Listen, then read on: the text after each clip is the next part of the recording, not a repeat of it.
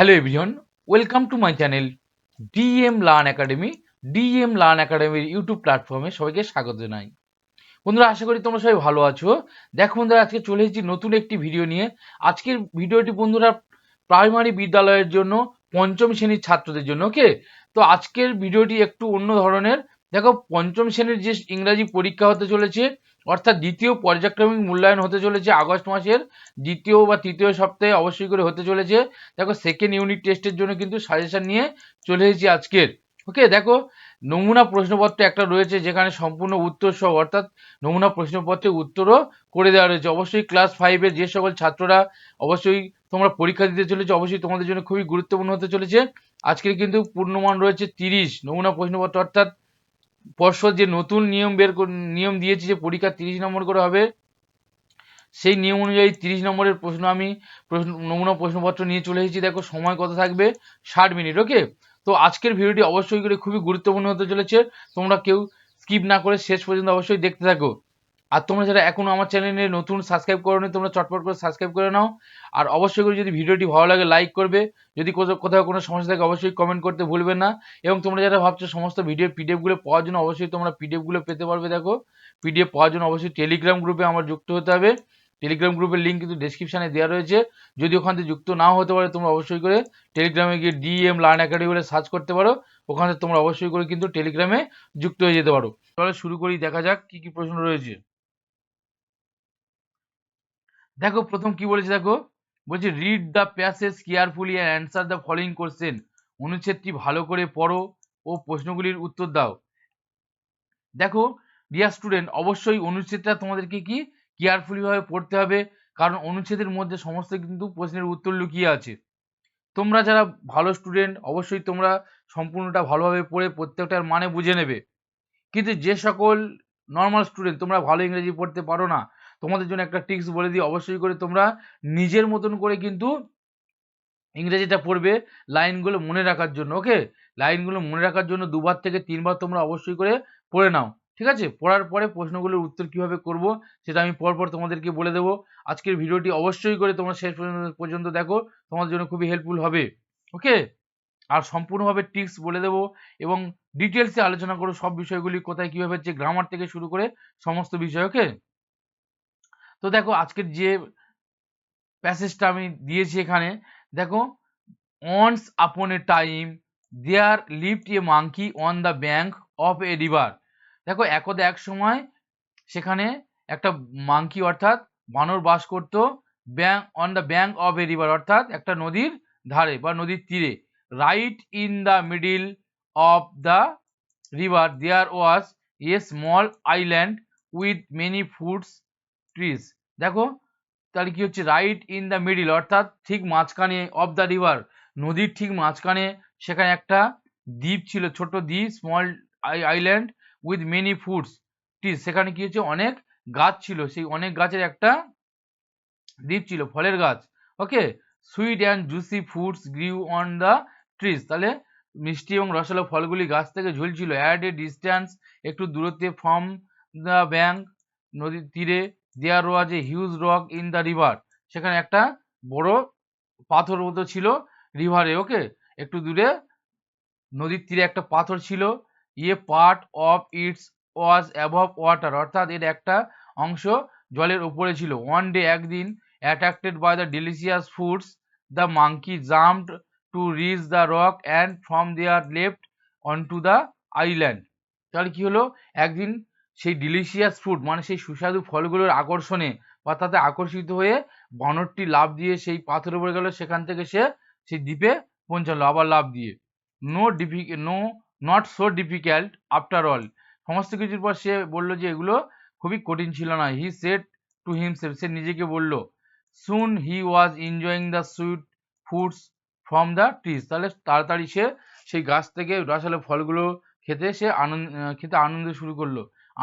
আনন্দিত হতে শুরু করলো বা আনন্দে খেতে শুরু করলো।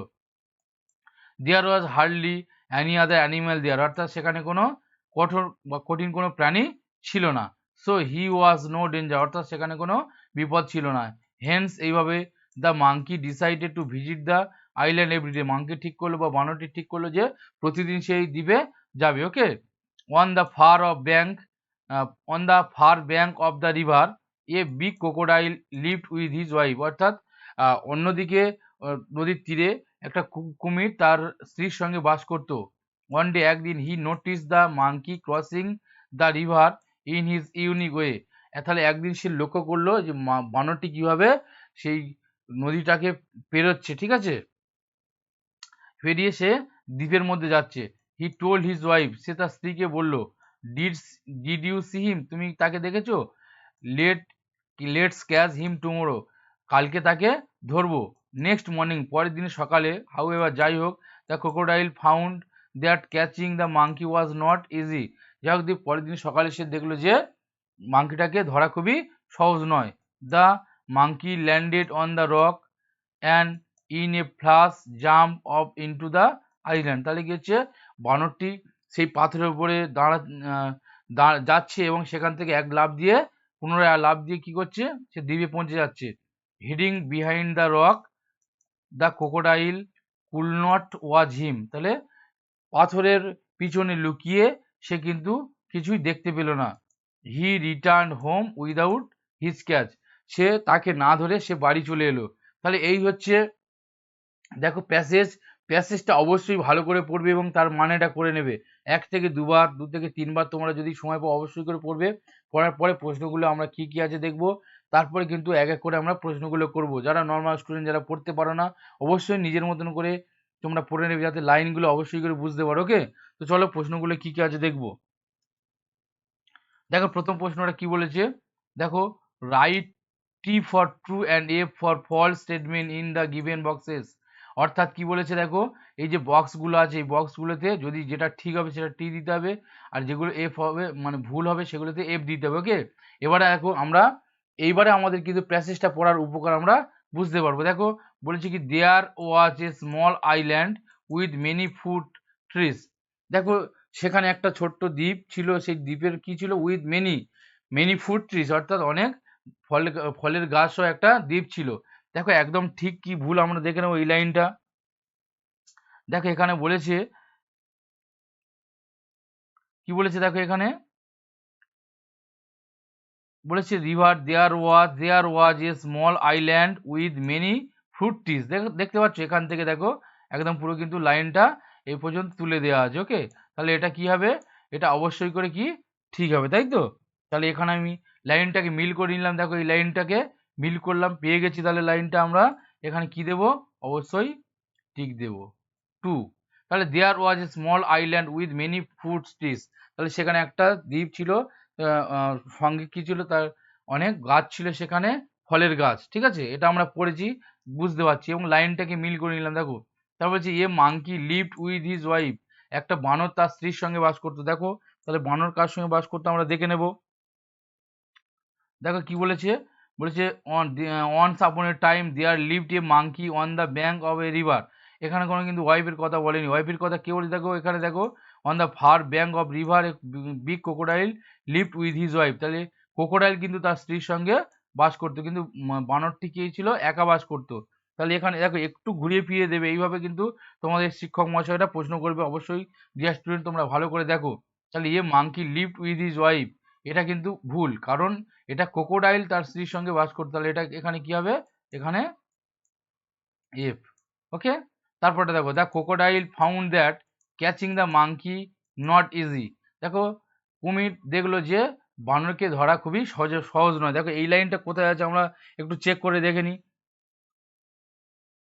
দেখো এখানে দেখো এখানে একদম পুরো the crocodile found that catching the monkey was not easy, পুরো লাইনটাকে এখানে কিন্তু তুলে দিয়েছে। ওকে, দেখো লাইনটা সেম আছে, যখন লাইনগুলো অবশ্যই করে হুবহু মিলে যাবে তখন অবশ্যই সেগুলোর দিক থেকে তোমরা টিক দেবে। ওকে, অর্থাৎ ট্রু হবে, ট্রু। তাহলে এখানে কি হয়ে গেল, ট্রি, তাহলে এটা কি হয়ে গেল, এটা হচ্ছে এফ, এটা কি হচ্ছে ট্রু।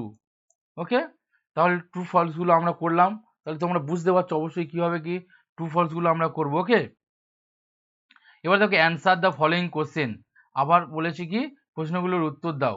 এবার প্রশ্নগুলো আমরা পড়বো। দেখো where did the monkey live, বানরটি কোথায় বাস করতো, অবশ্যই আমরা দেখেছি যে বানরটি কোথায় বাস করতো, একদম প্রথম লাইনে পড়েছিলাম, দেখে নাও প্রথম লাইনে কি বলেছিলাম, দেখো once upon a time there lived a monkey on the bank of a river. তাহলে মাঙ্কি কোথায় বাস করতো? তাহলে আমরা কি লিখবো? তোমরা কি করতে পারো দেখো, এই লাইনটা পুরোটা তোমরা কিন্তু অবশ্যই তুলে দিতে পারো, সেখানে কিন্তু কোনো ভুল হবে না। কিন্তু আমরা একটু সাজিয়ে লিখবো। কেমন ভাবে লিখবো দেখো, the monkey lived on the bank of a river. Okay, the monkey lived on a bank of the river, of a river. Okay, তারপরে দেখো, why was there no danger for monkey on the river island. সেখানে কোনো বিপদ ছিল না বানরের ক্ষেত্রে। তাহলে নদীর যে দ্বীপ ছিল সেই দ্বীপে কোনো বানরের ক্ষেত্রে কোনো বিপদ ছিল না। কারণ কি ছিল দেখো, এখানে একদম একটা লাইন আমরা পড়ে এসেছি। দেখো দেখো এখানে পড়ে এসেছিলাম, there was no hardly any other animal there, so he was no danger. দেখো এই লাইনটা আমরা পুরো তুলে দিতে পারি, ঠিক আছে? দিলে আমার কোনো আর সমস্যা নেই। অবশ্যই তোমাদের ফুল মার্কস অবশ্যই দিতে বাধ্য থাকবে শিক্ষক মহাশয়। তাহলে there was hardly any other animal there, so he was no danger. তাহলে এই লাইনটা আমরা দিতে পারি। কিন্তু আমরা যদি একটু ঠিকঠাক করে লিখি দেখো, অবশ্যই এখানে there was hardly any other animal there is, so monkey was no danger. Okay, দেখো ওই লাইনটা এখানে তুলে দেওয়া হয়েছে। তারপর দেখো, what was so attractive to the monkey. কি ছিল বানরের ক্ষেত্রে সব থেকে অ্যাট্রাকটিভ কি ছিল? অবশ্যই দেখো, ডিলিশিয়াস ফুড। তোমরা এখানে লাইনটা পেয়ে যাবে। দেখো দেখো অ্যাট্রাক্টেড বলছি, attracted by the delicious food. তাহলে অ্যাট্রাক্টেড কোনটা ছিল? অ্যাট্রাকশন কোনটা ছিল? কার প্রতি অ্যাট্রাকশন ছিল? Delicious food. ওকে, তাহলে আমরা এখানে কি লিখবো দেখো, the monkey attracted by the delicious food. Okay, তো এইভাবে প্রশ্নের উত্তরগুলো অবশ্যই করে ভালো করে বুঝে নাও কিভাবে প্রশ্নের উত্তরগুলো করবে। তোমরা যদিও বা না বুঝতে পারো, একদম ধরো তোমরা বুঝতে পারো, তোমরা কি করবে দেখো, এর মধ্যে অবশ্যই লাইনটাকে, প্রশ্নের লাইনটাকে তোমরা অবশ্যই মিল করার চেষ্টা করবে।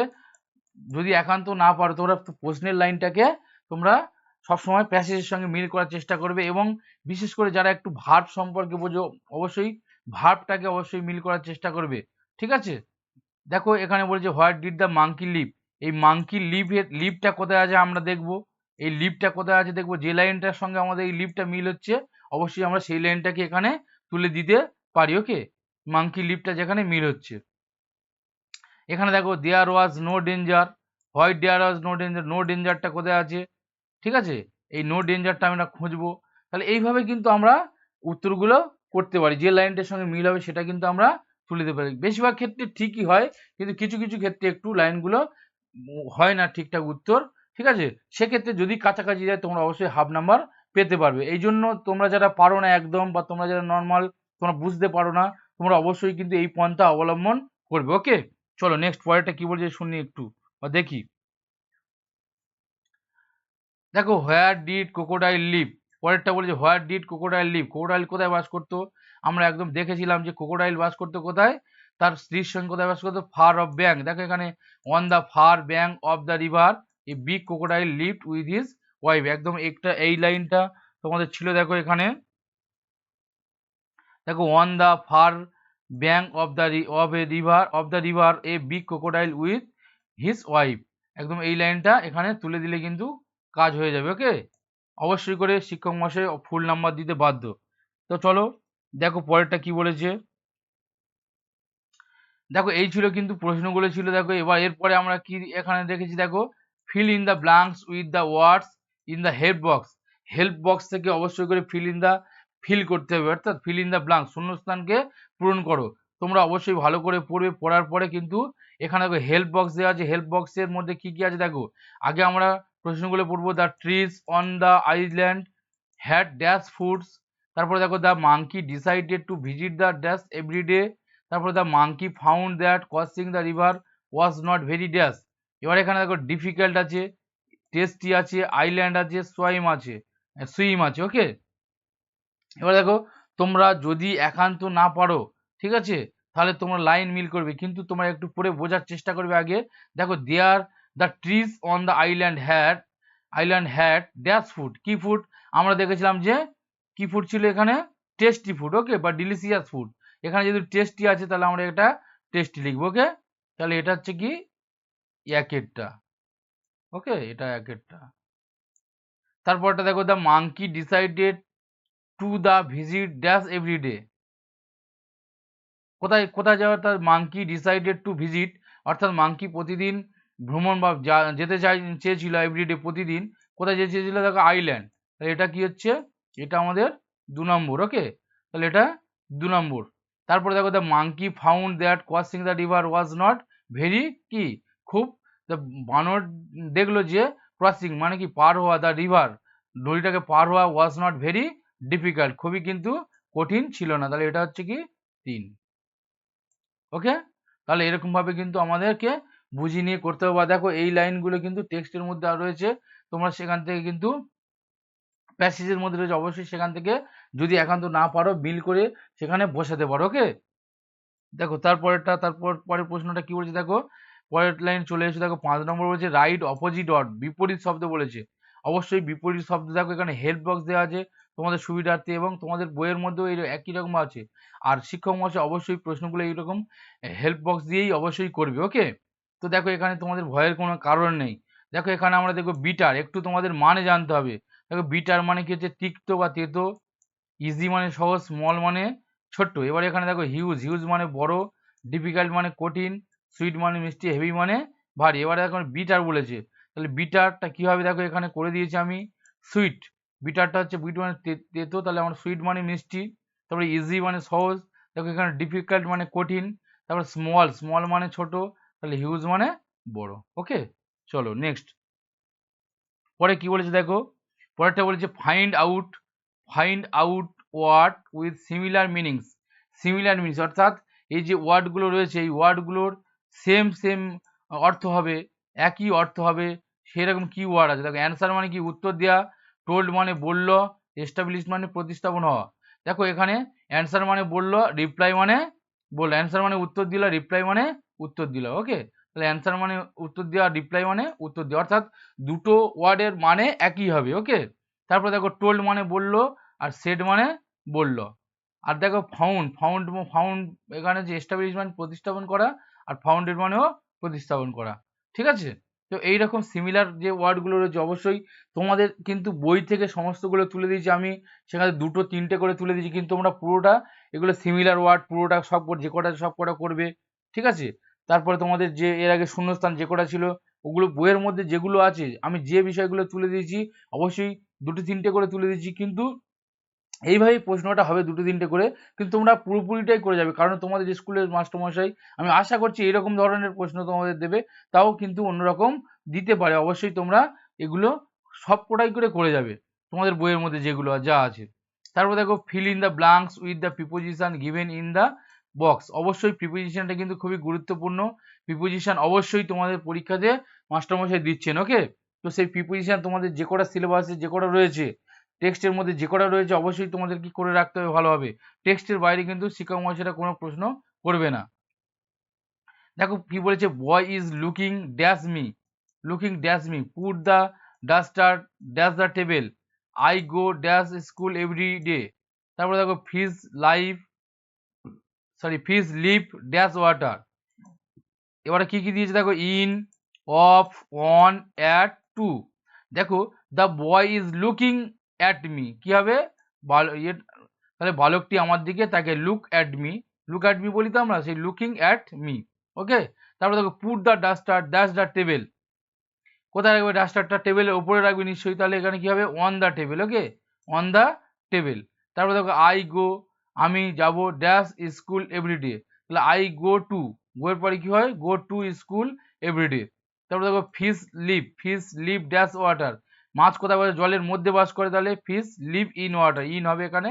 ওকে, তো এইরকম ভাবে তোমাদের অবশ্যই করে নিতে হবে, এবং ডিটেলসে তোমাদের জন্য একটা ক্লাস আনবো আমি, প্রিপোজিশন আর্টিকেল প্রিপোজিশনের ব্যবহারটা অবশ্যই তোমাদেরকে একটা শেখানোর জায়গা তৈরি করব, চেষ্টা করব তোমাদেরকে শেখাতে। ওকে, তারপর দেখো fill in the blanks with the correct form of the given boxes in the brackets.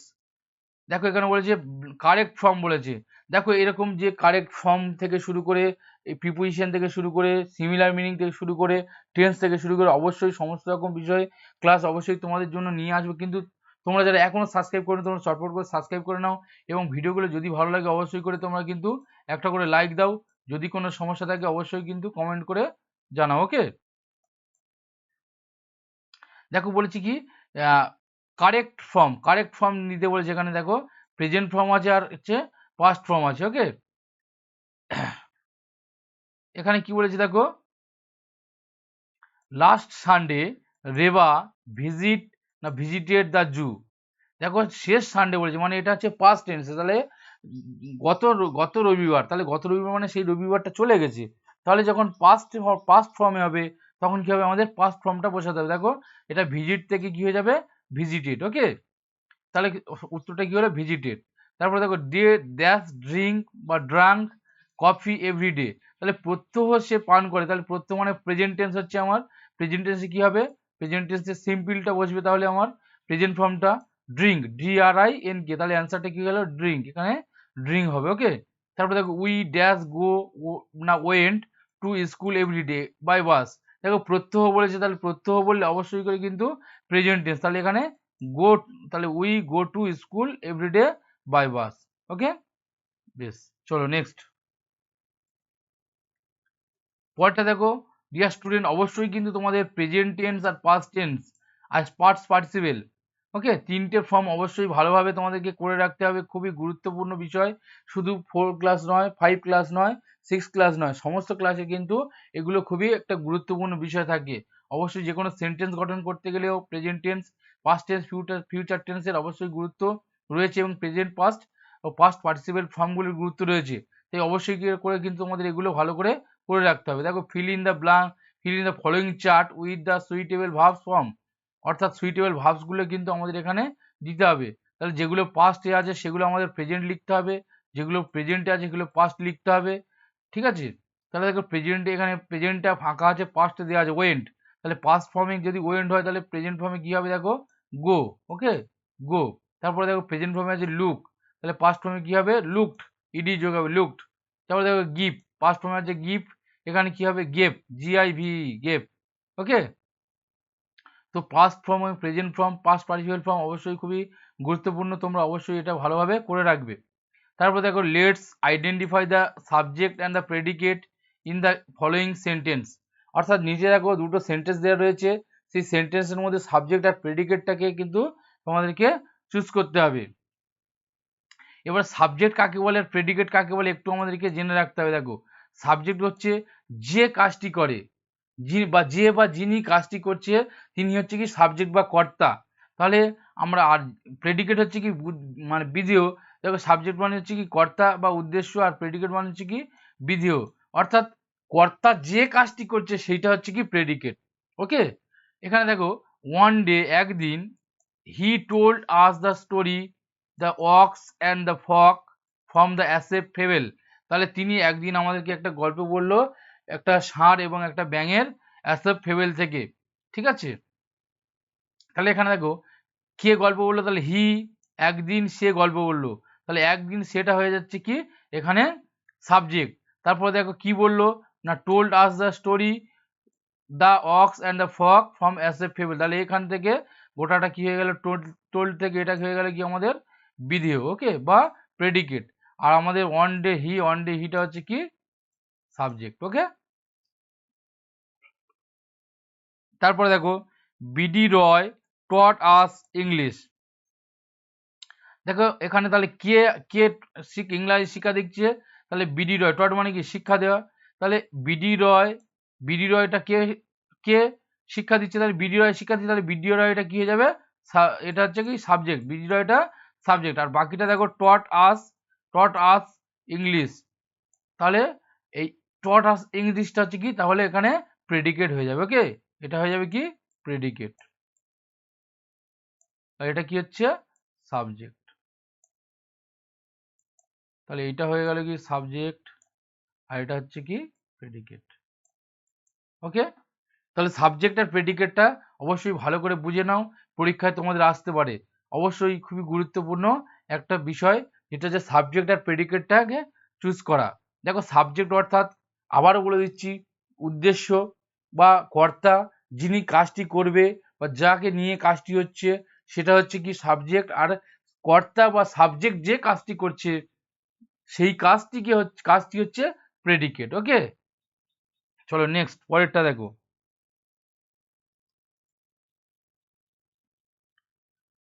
পরেরটা কি বলছে দেখো, let's write a short story in 8 sentence with the following hints, give it A title. দেখো বলেছে কি এখানে রাইট এ শর্ট স্টোরি, একটা ছোট্ট গল্প লিখতে বলেছে 8টা সেন্টেন্সের মধ্যে উইথ দ্য ফলোয়িং হিন্টস। এই দেখো এখানে হিন্টস দেওয়া রয়েছে, হিন্টস দেখে দেখে করতে বলেছে। গিভ এ টাইটেল, অবশ্যই করে একটা টাইটেল দিতে হবে। আর টাইটেলটা কিন্তু খুবই একটা গুরুত্বপূর্ণ বিষয়। এখানে টাইটেলের জন্য অবশ্যই তোমাদের কি 1 নম্বর অবশ্যই শিক্ষক মহাশয় দেবেন, ঠিক আছে। এখানে বলেছে কি বলেছে দেখো, a fox fail into a well, fail to get out, A goat came, Fox asked goat to drink water from the well, goat jumped in, fox climbed on the goat's back, goat out, goat remained, sorry এটা get out হবে, sorry এটা get out and goat remind in the well. এবার দেখো তাহলে এই গল্পটির যদি আমরা একটা নাম দিই বা টাইটেল দিই, বলছে একটা, এখানে কি বলছে দেখো, একটা Fox fail into the well, একটা কুয়োতে পড়ে গেল, ফেল টু গেট আউট, সে ভারতে ব্যর্থ হলো, সেখান থেকে উঠতে ব্যর্থ হলো। এ গট কেম ফক্স, একটা ছাগল এলো, ফক্স আস্কড মানে শিয়াল জিজ্ঞাসা করলো, goat to drank water from the well, তাহলে এই কুয়োতে জল খেতে এসো। গোট জাম্প ইন, তাহলে ছাগলটি সেখানে লাফ দিল। Fox claim on the goat's back, Fox তার পিঠের চালে চড়ে উঠলো। অ্যান্ড গেট আউট, বেরিয়ে এলো। Goat remain in the well, ছাগল সেই কুয়োর মধ্যে থেকে গেল। এবার দেখো এটা তাহলে একটা আমরা কি দিতে পারি, যেখানে একটা ফক্সটা হচ্ছে কি ক্লেভার ফক্স আর এ গোট, তাহলে এখানে দেখো আমি নাম দিয়েছি clever fox and a foolish goat, বোকা ছাগল। এবার দেখো কি এখানে একটা চালাক শিয়াল, একটি বোকা ছাগল। এবার আমি যে স্টোরিটা, অবশ্যই এই স্টোরিটা কিন্তু তোমাদের বইয়ের মধ্যে আছে এবং খুবই কিন্তু ইম্পর্টেন্ট, অবশ্যই করে কিন্তু তোমাদের পরীক্ষা এটা আসতে চলেছে।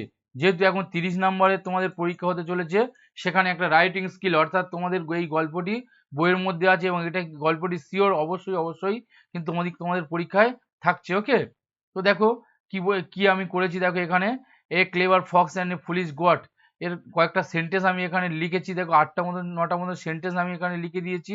অবশ্যই তোমরা এটা করতে পারো, না হলে তোমাদের বইয়ে যদি অন্য কোনো থাকে অবশ্যই করে করতে পারো। দেখো, once a fox was moving around a village, he was not careful, suddenly he fell into a well, he tried again and again but failed to get out. After a while a goat came there for a drink. The cunning fox made a plan. The fox asked goat to drink sweet water from the well. The foolish goat jumped in. The fox at once climbed on the goat's back and get out. এটা get out হবে, get out of the well, but alas the goat remained in the well. তাহলে কি হলো দেখো, বলছে কি once a fox was moving around a village, তাহলে একদা এক সময় একটা শিয়াল সে গ্রামের মধ্যে ঘুরে বেড়াচ্ছিল। হি ওয়াজ নট কেয়ারফুলি, সে কিন্তু খুবই কেয়ারফুলি নিজেকে সে সতর্ক ছিল না। Suddenly he fell into a well, হঠাৎ সে একটা কুয়োর মধ্যে পড়ে গেল। He tried again and again, সে বারবার চেষ্টা করলো, but failed to get out, বেরোতে সে ব্যর্থ হলো। আফটার এ হোয়াইল, কিছু সময় পর, a goat came there for a drink, তাহলে কিছু সময় পর একটা ছাগল সেখানে এলো জল পান করার জন্য। The Canning Fox made a plan, তাহলে সেই ধূর্ত শিয়ালটি একটা প্ল্যান বের করলো বা পরিকল্পনা বের করলো। The Fox asked goat to drink sweet water from the well, তাহলে ফক্স আস্কড মানে শিয়াল ছাগলটিকে জিজ্ঞাসা করলো যে এই কুয়োর মিষ্টি জল খাবে এসো। The foolish goat jumped in, তাহলে সেই বোকা ছাগলটি সে জানতো না, সে কিন্তু সেই কুয়োর মধ্যে লাফ দিয়ে দিল। The fox at once climb on the goat's back and get out from the well, তাহলে ফক্স অ্যাট অনস ক্লিম অর্থাৎ শিয়ালটি সেই সঙ্গে সঙ্গে চড়ে উঠল অন দ্য গোটস ব্যাক, ছাগলটির পিঠে, and get out from the well, এবং কুয়ো থেকে বেরিয়ে এলো। বাট অ্যালাস, কিন্তু হায়, the goat remain in the well, কিন্তু সেই ছাগলটা সেখানে থেকে গেল। দেখো তাহলে এখানে কিন্তু শিয়ালের চালাকি আর ছাগল কিন্তু এখানে বোকা বনে গেছে। তো বন্ধুরা এটা কিন্তু খুবই গুরুত্বপূর্ণ এবং ডিয়ার স্টুডেন্ট অবশ্যই তোমরা এটা ভালো করে রাখবে। খুবই খুবই গুরুত্বপূর্ণ আমার মনে হচ্ছে, অবশ্যই তোমাদের পরীক্ষার মধ্যে আসতে চলেছে। তো দেখো এই ছিল কিন্তু আজকের যে তোমাদের নমুনা প্রশ্নপত্র। আশা করছি এই নমুনা প্রশ্নপত্রটি তোমাদের খুবই গুরুত্বপূর্ণ হবে, তোমাদের জন্য খুবই হেল্পফুল হবে। অবশ্যই তোমরা এই প্রশ্নপত্রটি করলে 90% অবশ্যই কমন পাবে, আমি গ্যারান্টি সহকারে বলতে পারি। যদি ভালো লাগে অবশ্যই লাইক করো এবং পড়তে থাকো। সমস্ত বিষয়টি তোমরা যদি ভিডিও দেখে করতে না পারো অবশ্যই তোমরা টেলিগ্রামে যুক্ত হতে পারো, দেখো ডিএম লার্ন একাডেমি বলে সার্চ করতে পারো, অথবা ডেসক্রিপশনে কিন্তু টেলিগ্রামের লিঙ্ক দেওয়া রয়েছে, সেখান থেকে অবশ্যই তোমরা যুক্ত হয়ে যেতে পারো। ওকে, আর প্রত্যেককে ভিডিওটি দেখার জন্য ধন্যবাদ। তোমরা যারা এখনো সাবস্ক্রাইব করোনি আমার চ্যানেলটি, তোমরা চটপট করে সাবস্ক্রাইব করে নাও, নাহলে কিন্তু এরকম গুরুত্বপূর্ণ ভিডিওগুলো অবশ্যই মিস করে যাবে। প্রত্যেকে ধন্যবাদ, তোমাদের পরীক্ষা ভালো হোক এই কামনা করি। তোমরা পড়তে থাকো ভালো করে, আবার নতুন ভিডিও নিয়ে আসতে চলেছি। প্রত্যেকে ভালো থেকো, ততক্ষণ প্রত্যেককে অসংখ্য ধন্যবাদ।